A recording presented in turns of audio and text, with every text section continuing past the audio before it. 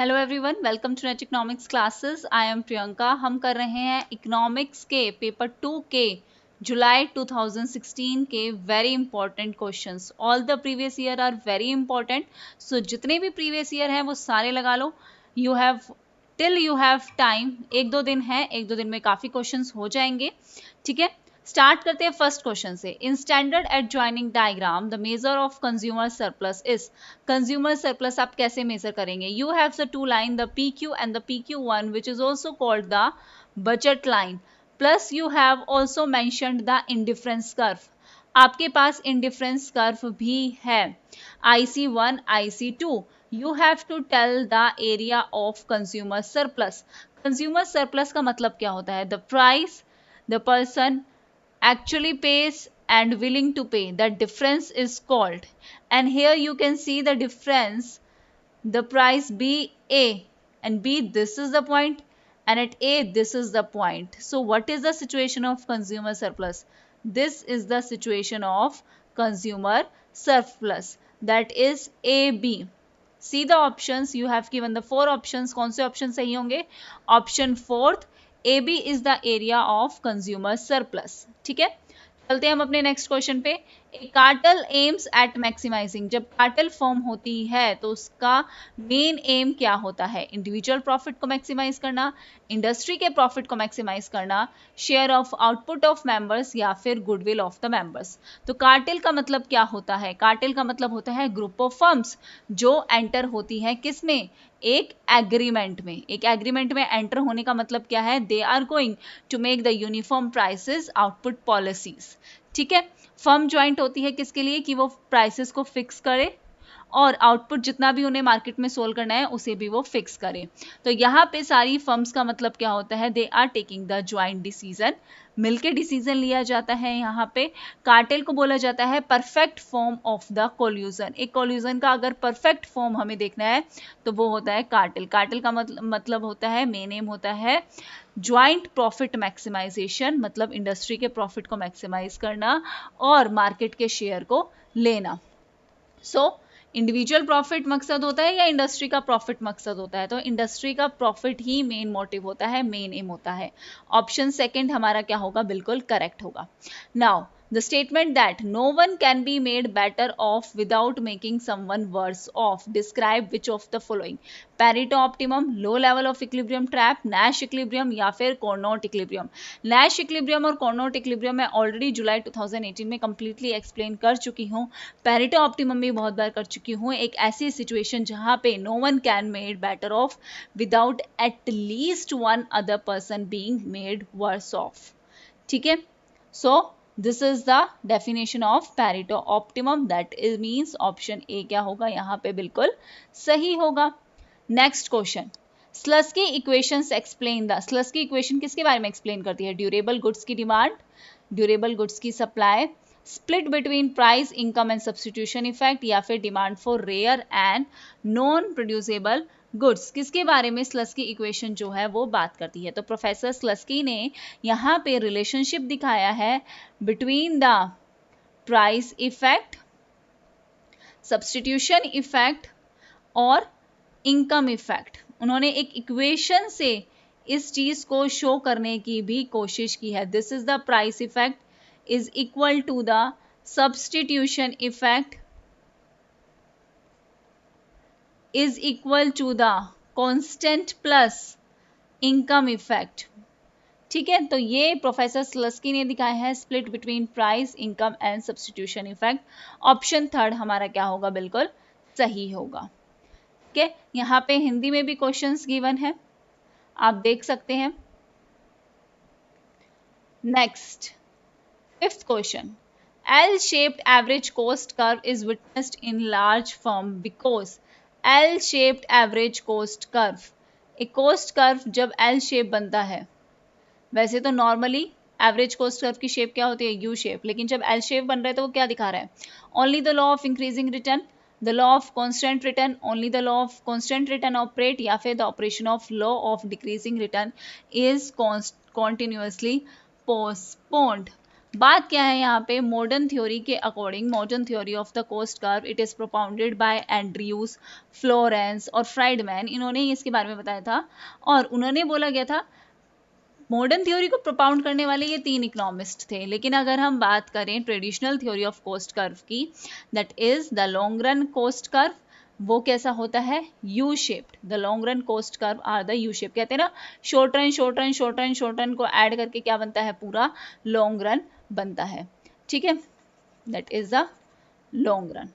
Now लेकिन अगर हम बात करें मॉडर्न थ्योरी के अकॉर्डिंग, मतलब रियल लाइफ के अकॉर्डिंग, तो long run average cost curve कैसा होता है, it is the L shaped cost curve, जो क्या शो करता है, प्रोडक्शन कॉस्ट जो है वो कंटिन्यूसली हमारी फॉल हो रही है, प्रोडक्शन कॉस्ट हमारी कंटिन्यूसली फॉल हो रही है विद द इंक्रीजिंग आउटपुट। जैसे जैसे आउटपुट बढ़ रहा है हमारी प्रोडक्शन कॉस्ट कम होती जा रही है। और मॉडर्न थ्योरी के according long run cost curve 2 type के होते हैं, एक तो आती है हमारी प्रोडक्शन कॉस्ट उसमें, और दूसरी आती है हमारी मैनेजरियल कॉस्ट। ये याद रखने वाली बात है, production cost and the managerial cost. और इसके हिसाब से अगर प्रोडक्शन इंक्रीज होती है तो प्रोडक्शन कॉस्ट कैसे जाएगी, it falls continuously because of the technical economies of scale, it falls continuously हमारी प्रोडक्शन कॉस्ट जो है वो फॉल होती रहेगी।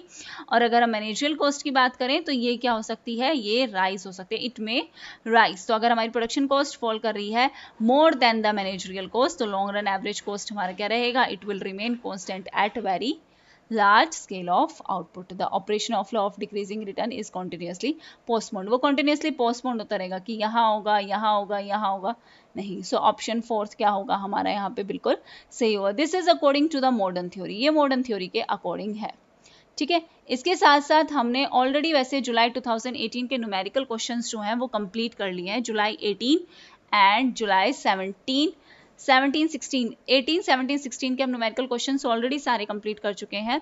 और जल्दी आज रात तक या कल तक मैं 18 के और 19 के जो बचे हुए न्यूमेरिकल क्वेश्चंस हैं वो भी अपलोड कर दूंगी। So it will really help you a lot. सारे न्यूमेरिकल क्वेश्चंस आज तक जितने आए हैं उतने ही कर जाओ, 4 में से 2 या 3 क्वेश्चन आप डेफिनेटली कर लोगे, इसकी मैं गारंटी दे रही हूँ। ठीक है, now moving to the next question, question number 6। Consider the following statement regarding the long run equilibrium in the monopolistic market. First, monopolistic market में long run में क्या क्या situation arise होगी। Firms are no profit no loss situation में होंगी, there is no entry or exit of the firm। कौन सी situation हमारी arise होगी, लॉन्ग रन में अगर हम बात करें मोनोपोलिस्टिक कंपटीशन में तो हमारी नो प्रॉफिट नो लॉस की सिचुएशन रहेगी और नो एंट्री और no exit. Both options A and B are correct. यार ये तो हम 12th में पढ़ते आ रहे हैं, perfect competition, monopolistic, monopoly, long run equilibrium इन मोनोपोलिस्टिक मार्केट की बात की जा रही है, ये चीज थोड़ी ध्यान रखने वाली बात है। ठीक है, ये चीज ध्यान रखना, monopolistic long run, long run.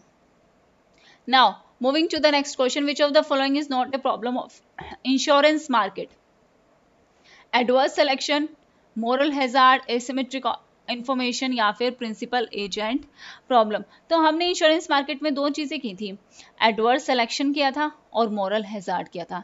Adverse selection before the agreement, ये चीज याद रखना, यहां से क्वेश्चन आता है before, moral hazard after the agreement. ठीक है, एसिमेट्रिक इंफॉर्मेशन हमारी प्रॉपर क्लियर नहीं हमें गिवन होती, तो वो भी हमारी इंश्योरेंस मार्केट की प्रॉब्लम है। और कौन सी नहीं है ये पूछा गया है, that is the principal agent problem is not a problem of insurance market, that means option 4 क्या होगा हमारा करेक्ट होगा। Next, in consumption inferior goods have negative income effect, zero income effect, positive income effect, infinite income effect. तो कैसा effect होता है हमारा, जब हमारी इनकम इंक्रीज होती है तो हमारे इंफीरियर गुड्स की डिमांड क्या होती है, कम होती है। नेगेटिव इनकम इफेक्ट होता है हमारा, सब्स्टिट्यूशन इफेक्ट भी नेगेटिव होता है। नेगेटिव इनकम इफेक्ट का मतलब जब हमारे कमोडिटी के प्राइस फॉल हो तो हमारी रियल इनकम क्या होती है, उससे इंक्रीज होती है, जिसकी वजह से हमारी क्वांटिटी डिमांड क्या होगी, कम होगी। That means in consumption inferior goods have the negative income effect. Questions इतने हार्ड नहीं होते, हम क्वेश्चंस को हार्ड बना लेते हैं, this is the only issue. ठीक है, क्वेश्चंस को अगर आप ध्यान से 1-2 बार समझो, पढ़ लोगे ना, एक बार ध्यान से पढ़ लोगे तो मैं इतना एकदम श्योरिटी से कह सकती हूँ आप ऑप्शंस में से एलिमिनेट करना भी सीख जाओगे कि ये नहीं आएगा, ये नहीं आएगा, ये और 2 ऑप्शंस में से एक ऑप्शन आप लगा पाओगे। ठीक है, ऐसा नहीं है मैं 100% क्वेश्चन के लिए ये कह रही हूँ, कई क्वेश्चंस जो होते हैं out of the context, out of the box पूछे जाते हैं, जिसमें थोड़ा सा टाइम भी लगता है और दिमाग भी लगाना पड़ेगा, लेकिन कई क्वेश्चन बहुत ही सिंपल होते हैं, सामने के सामने आपके पास आंसर है। कितना अच्छा फायदा है ना, आपको लिखना नहीं है, आपके सामने आंसर, आपको बस बेस्ट आंसर चूज करना है। ठीक है, question number 9, inflation is advantageous to debtor और inflation is advantageous to bond holder. किसके लिए इन्फ्लेशन जो है एडवांटेजियस रहता है? एक डेटर के लिए, एक बॉन्ड होल्डर के लिए। तो बॉन्ड होल्डर को फिक्स्ड अमाउंट ही मिलती है एज द इंटरेस्ट, और ये जो है it is unrelated with inflation. Bond holder के इंटरेस्ट का और इन्फ्लेशन का कोई लेना देना नहीं है। जिस टाइम बॉन्ड इशू होगा उसी टाइम पे पता चल जाएगा कि आपको कितने रुपए मिलने वाले हैं। ठीक है, they are unable to get the inflation advantage. उनको इन्फ्लेशन की कोई एडवांटेज नहीं मिलती बॉन्ड होल्डर को, सिर्फ एडवांटेज किसको मिलती है? डेटर को। दैट मीन्स ऑप्शन ए हमारा क्या होगा? बिल्कुल सही होगा। Now moving to the next question, question number 10. Near money is correctly defined as, the near money को हम क्या कहते हैं? Asset which has 100% liquidity, asset which has no store of value function, asset which is medium of exchange, या फिर asset which fulfill the store of value function and can be converted into a medium of exchange at a short notice. Okay ये question हमने money banking and capital market जब किया था उसमें ये question किया था 100%। इसमें हमने M1, M2, M3 ये भी देखा था, बहुत इंपॉर्टेंट है जो कि अब नियर मनी जो आसानी से कैश में कन्वर्ट हो जाए, जो काम करे as a medium of exchange और जिसकी स्टोर ऑफ वैल्यू हो, हम उसे स्टोर कर सकते हैं। तभी तो बार्टर सिस्टम को मनी ने क्या किया था, तभी तो मनी इवोल्यूट हुआ था ना। मनी क्यों आया था? How the emergence of money? because there are limitations in barter system, that's why. so option 4th D option हमारा क्या होगा यहाँ पे? बिल्कुल सही होगा। now moving to the next question, very easy question, so far away very easy question। multiplier दे रखा है, MPC MPS दे रखा है। multiplier is equal to 1 upon 1 minus MPC, multiplier is equal to 1 upon MPS। this is the only thing you need to do। MPC है तो क्या करोगे? 1 upon 1 minus 0.2 क्या आ जाएगा? 1 अपॉन 1 माइनस 0.2 1 अपॉन 1.25। ठीक है, MPS है तो 1 अपॉन 0.5 ये करना है बस हमें। पॉइंट हटाया 10 5 2 जा। बी का फर्स्ट कहाँ आ रहा है? इसमें आ रहा है और इसमें आ रहा है। 1 अपॉन 1.25 इंटू 100, ठीक है, 25 4 जा 25 5 जा 4/5 4/5 आएगा। ठीक है, आसान सा है ये क्वेश्चन। तो अगर हम MPS का एक और निकाल लो 0.75, 1 डिवाइडेड बाय 0.75 कर लो। 1 डिवाइडेड बाय 0.75 क्या आएगा? 1 divided by 0.75 that is 0.33 something आएगा, 1.33 समथिंग आएगा। तो सी का थर्ड ऑप्शन होगा। सी का थर्ड ऑप्शन कहाँ है? यहाँ है। ऑप्शन थर्ड हमारा सही होगा। ये तो आसान सा क्वेश्चन था। मल्टीप्लायर का बस फॉर्मूला लगाना है, K is equal to 1 upon 1 minus MPC, K is equal to 1 upon MPS। ये फॉर्मूला लगाओ, आंसर आपका solve. Now moving to the next question, Hindi में भी क्वेश्चन गिवन है। ठीक है, नेक्स्ट अपने नेक्स्ट क्वेश्चन नंबर 12 पे चलते हैं। In the context of steady state growth in Solow model, the output growth rate over time will be। steady state growth है सोलो मॉडल का, output growth rate over time क्या होगी? Increasing होगी, constant होगी, decreasing होगी या फिर fluctuate होगी? तो सोलो मॉडल जो है हमारा इकोनॉमी का, वो क्या कहता है? That over time there will be a steady state, जहाँ पे हमारी आउटपुट ग्रोथ रहेगी वो क्या रहेगी? The output growth will be constant। हमारी आउटपुट ग्रोथ क्या रहेगी? कांस्टेंट रहेगी। मतलब हमारा पर कैपिटल आउटपुट लेवल जो है वो कांस्टेंट रहेगा। Per capita output level will be constant. पहली बात, जितने भी वेरिएशंस आएंगे आउटपुट ग्रोथ में वो किसके लिए, किसकी वजह से आ रहे हैं? कैपिटल इनपुट की वजह से आ रहे हैं। ठीक है, इसलिए आउटपुट ग्रोथ क्या रहेगी? कांस्टेंट रहेगी। कैपिटल ग्रोथ भी क्या रहेगी? कांस्टेंट रहेगी। इसका मतलब growth rate of capital and output these are must be same, ये सेम रहेंगे। और कैपिटल आउटपुट क्या रहेगा? It will be constant along with a constant growth. That means option C, option third हमारा क्या है, बिल्कुल करेक्ट है। Now Which amongst the following economists assume dualism in the economy? Dualism की बात किसने की है? रैनेस्फी, डेविड रिकार्डो, रॉबर्ट सोलो या फिर हेरोड? किस बंदे ने डुअलिज्म की बात की है? कौन सा ऑप्शन हमारा क्या होगा, बिल्कुल सही होगा? यहाँ पे हमारा Ranis Fei and David Ricardo he talks about the dualism concept. Dualism के कंसेप्ट की बात रैनेस्फी और डेविड रिकार्डो ने की है। दैट मीन्स ऑप्शन सेकंड हमारा क्या है, बिल्कुल सही है। Now fourth, who among the following originally formulated the turnpike theorem? Turnpike theorem को किसने फॉर्मुलेट किया था? So you have the Paul Samuelson, you have the Dorfman, R Solow. They are in linear programming plus they are in economic analysis. ठीक है, a class of proposition in the growth theory, they are concerned with the closeness of the optimal growth, means they know the path of the balanced growth and they want it at the highest rate. So the name is Turnpike theorem and it was given by Dorfman, Samuelson and Solow. That means option A is correct. Now backward and forward linkage are relevant for which kind of growth strategy? Balanced growth, unbalanced growth, trickle down growth या फिर equilibrium growth? क्या है?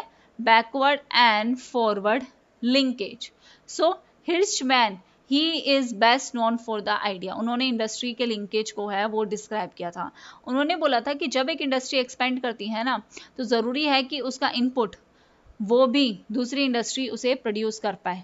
ऐसा होगा ना, अगर ये बंदा आउटपुट प्रोड्यूस कर रहा है, उसको कुछ ना कुछ इनपुट चाहिए और इसको इनपुट को बनाने वाली भी कोई इंडस्ट्री होगी। स्टील से हम क्या बनाते हैं? Steel as you know is the backbone of our country. Steel company is the backbone. Safety pin से लेके एरोप्लेन तक हर चीज़ में स्टील की रिक्वायरमेंट होती है, तो कोई ना कोई इसे बना रहा है। It is a input for the other. This is also known as feeding industry. ये फीड करती है दूसरी इंडस्ट्री को, तो इनको बोला गया है बैकवर्ड लिंकेज। ठीक है, बैकवर्ड एक आउटपुट को लाने के लिए जो इनपुट यूज हो रहा है, पीछे जा रहे हैं, यहाँ आगे आने के लिए हम थोड़ा पीछे जाएंगे, that is the backward linkage. Like कोयल माइनिंग ले लो, आयरन ले लो, ये सारी का है, these are a backward linkage. और दूसरा अगर फॉरवर्ड लिंकेज की अगर हम बात करें, लिंकेज फ्रॉम, अगर एक इंडस्ट्री सेल करती है तो वो ट्रांसपोर्ट का उसको काम चाहिए, ट्रांसपोर्ट चाहिए मतलब ये इसने आउटपुट प्रोड्यूस कर लिया और इसे आगे ले जाने के लिए हमें क्या चाहिए? ट्रांसपोर्ट चाहिए। That is the forward linkage. आगे की तरफ हमें लिंक कौन करेगा और पीछे की तरफ हमारे साथ लिंक कौन होगा? That is the backward and forward linkage. और ये हमारा रेलिवेंट है for which kind of growth strategy? For the unbalanced growth strategy. That means option A हमारा क्या होगा? बिल्कुल सही होगा। Option A is correct. Now moving to the next question. Next question पे आते हैं। Reserve army of labour term was used by which among the following economist? Schumpeter, Marx, J R. Hicks या फिर मैल्थस? तो रिजर्व आर्मी ऑफ लेबर जो है, ये concept जो है कार्ल मार्क्स ने दिया था। पॉलिटिकल इकोनॉमी के गॉड बोले जाते हैं एक तरीके से, जिन्होंने सबसे पहली बार बताया है द डेज इकोनॉमिक्स। इसका मतलब है अनएम्प्लॉयड या फिर अंडर एम्प्लॉयड जो है हमारी कैपिटलिस्ट सोसाइटी में, इनको बोला गया, उन लोगों को बोला गया है। ठीक है, so option C is correct, Karl Marx. Option C क्या होगा हमारा? बिल्कुल सही होगा।